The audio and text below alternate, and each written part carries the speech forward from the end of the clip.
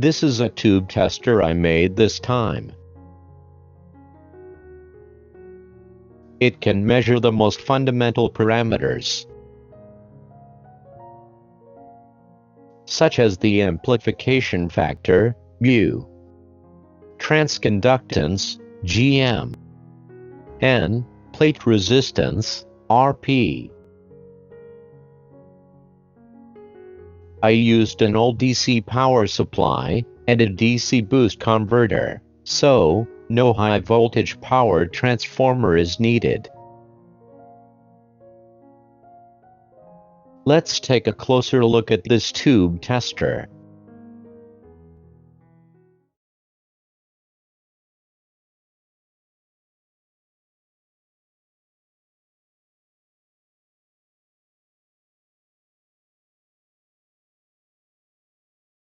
Tube testers are highly sought after by vacuum tube enthusiasts. Nowadays, tube testers sell on online auctions, as is or untested units start lower $50 to $200, while fully restored and calibrated professional units can exceed $1,000, dependent on condition, type, and model. I believe that it's not a good idea to spend such a huge amount of money for a tube tester. This is an Emission type tube tester I made before. If you're interested, please click the link below. The Emission type tube tester measures a vacuum tube's ability to emit electrons from the cathode, offering a simple good or bad assessment of overall cathode health.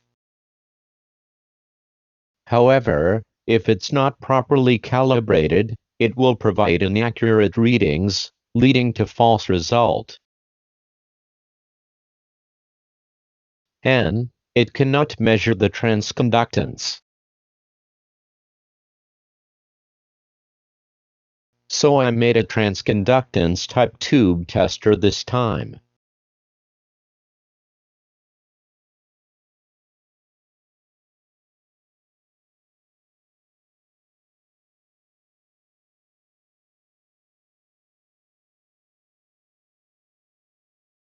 This is a simplified schematic diagram. It basically measures the plate voltage, plate current, screen grid voltage, and a control grid voltage. For these voltmeters and an ammeter, I used the LED digital voltmeters because they are space and cost effective. It costs $3.33 each. I'll explain how to connect the LED digital voltmeter shortly. This is a schematic diagram of power supply. The B+ voltage and C- voltage are supplied by this DC boost converter. It costs about $5.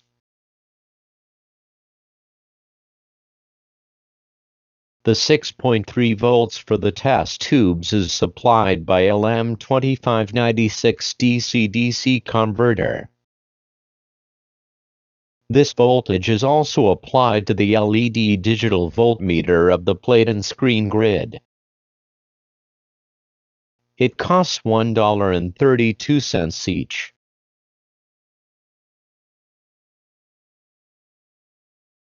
The total cost for DC-DC converters and LED digital voltmeters are about $20. Other than that, you just need the tube sockets and switches, so you can make transconductance type tube tester under $50.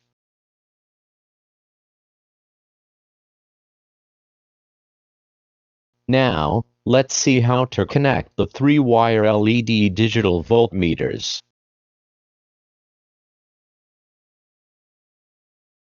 The plate and screen grid voltages are measured by using a resistor voltage divider.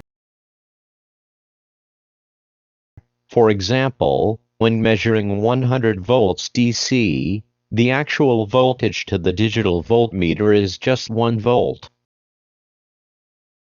and hide a decimal point physically by using black marker pen. This is how to connect the LED digital voltmeter when you are measuring a control grid voltage. The battery negative should be isolated from the chassis ground. This is how to measure the plate current. A low-value resistor is inserted in series with plate circuit, and measuring the voltage drop across it. N. Hide an actual decimal point by using black marker pen, and then shift and add a new decimal point by using white marker pen. The battery negative should be isolated from the chassis ground. This is a heater pin wiring. In order to make this tube tester simple, no heater pin selector switches are provided. Because the heater pins of the miniature tubes are pin 3 and 4, the 9-pin tubes are pin 4 and 5, the octal-based tubes are pin 1 and 8, and the most of the octal-based tubes are pin 2 and 7. There is an exception to every rule, like a 12SQ7. For this particular tube, I can handle it by using an adapter socket. I omitted the other pins connections in the schematic drawing. However, the same number pins are actually connected each other, and also they are connected to the pin selector switches.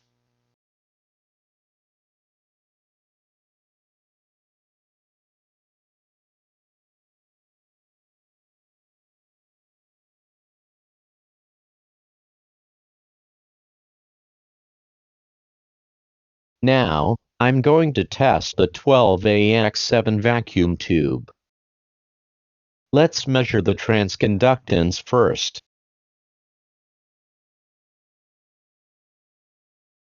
The transconductance is the ratio of the change in plate current to the change in control grid voltage when the plate voltage is held constant. The unit of the transconductance is Siemens now, but I'd like to use the mho here.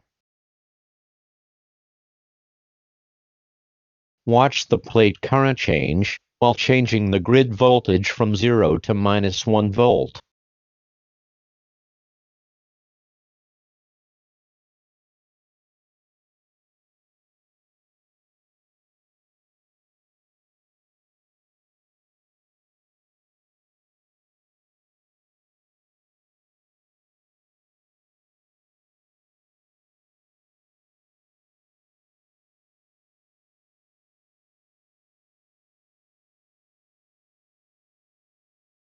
According to my calculations, the transconductance is 1500 micromhos.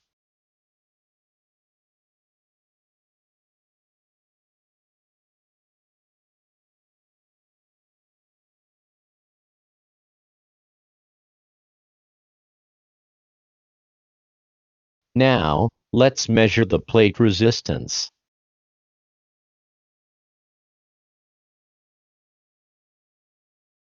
The plate resistance is the ratio of the change in plate voltage to the change in plate current when the control grid voltage is held constant.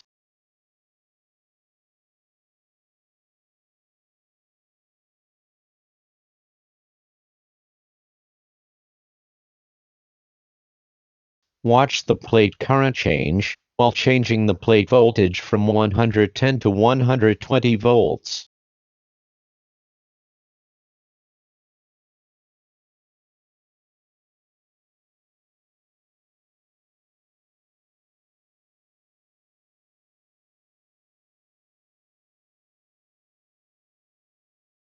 According to my calculations, the plate resistance is 50 kiloohms.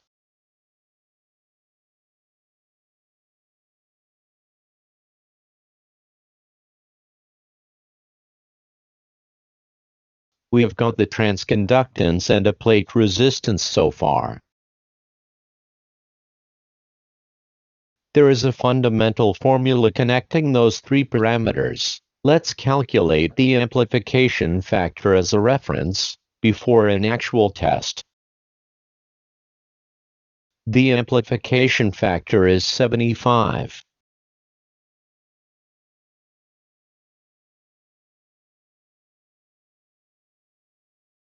Now, let's measure the amplification factor.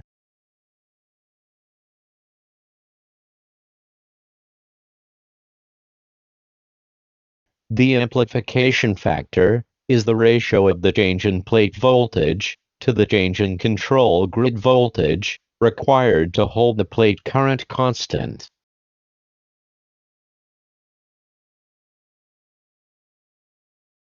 Watch the grid voltage change while changing the plate voltage from 110 to 120 volts and keeping plate current 1.7 milliamperes.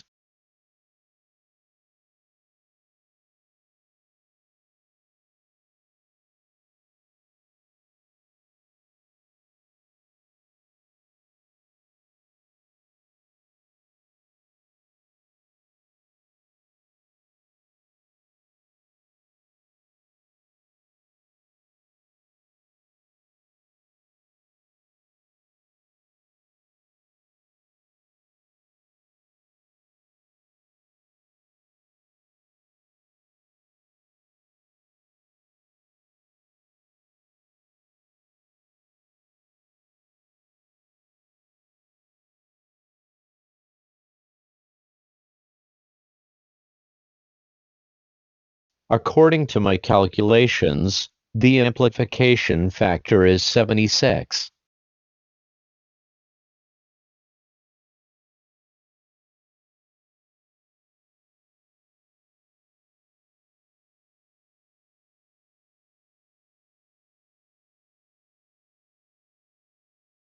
This is the test result, and the numbers from vacuum tube datasheet as a reference.